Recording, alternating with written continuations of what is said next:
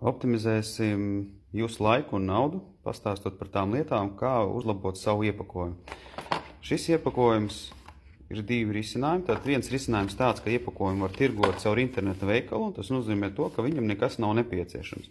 Bet lielāko daļu, ja mēs pārdodam savu iepakojumu kaut kādā veikalā, tad tur ir tādi saucamie dzels lietiņi, dzels stendus, kā tad virsū var uzlikt šo iepakojumu. Un, attiecīgi, viņš arī karājās.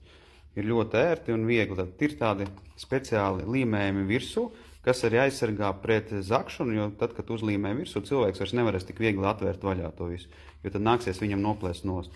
Tas nozīmē to, ka ja jau šāds iepakojums ir gatavs, tad mēs vienkārši varam uztaisīt tādu lietu, kad uzlīmējam pa virsu un atrisinām to problēmu, kas varbūt tās nomāk ilgu laiku cilvēku, kad jāpārstrādā kaut kāds iepakojums. Nē, mēs vienkārši varam atrast risinājumus, kā uztaisīt tā, lai tas iepakojums, kas jau ir gatavs, tiek pielietot citās vietās.